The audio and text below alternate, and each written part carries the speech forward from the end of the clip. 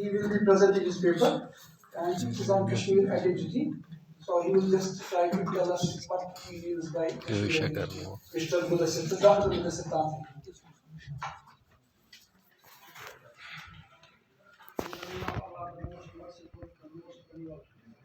Distinguished chairperson of the session, Professor Dr. Dr. Officer, respected Dr. Shaukat Hussain, dear colleagues, friends, Assalamu alaikum. Topic is Kashmiri identity and understanding from philosophical and cultural perspective. I will go to the gist of this paper because with less time. Kashmiri identity is a mixture of culture, philosophy, spirituality, language, geography, religion, art, and craft, rituals, common rituals and practices.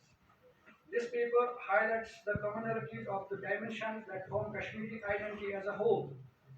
It also contrasts Kashmiri identity with the concept of identity and shall focus on how Kashmiri identity has made a paradigm shift with modernism and the influence of foreign elements that changed Kashmiri identity linguistically and social culture.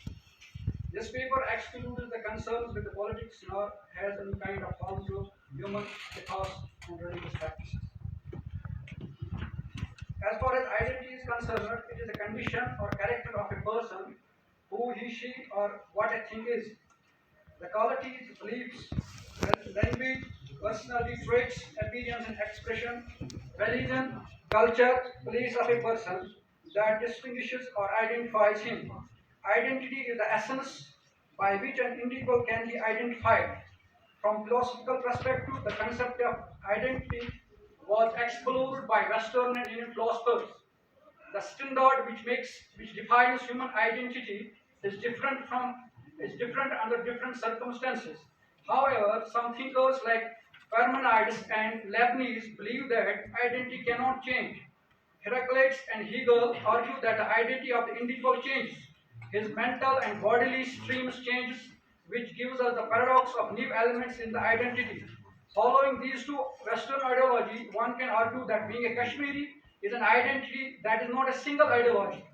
Rather, it is made up of many other concepts like Kashmiri culture, Kashmiri language, performing spiritual practices.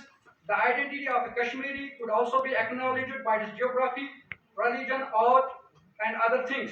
Kashmiri identity does not exclude the people of other religions in Kashmir like Hindus, Buddhists, Sikhs, or Christians. The identity of Hindus as Kashmiris still exists, even though they are not living here, they are outside of Kashmir. Identity of an individual is a mixture of his rationality and his existence. The identity of a Kashmiri is being connected with the world outside. The world of his identity is when he speaks Kashmiri, and when he has the Kashmiri dress code, his dealing with the Kashmiri games, the Kashmiri arts and crafts, is living in that religion, and this is the minimum criteria.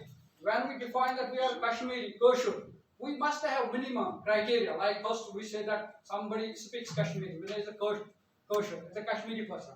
Or somebody who does not speak but have dressed or is living here, we say it's a Kashmiri, or dealing with the culture, have some practices, have wazwan, kahwa. These make something Kashmiri identity.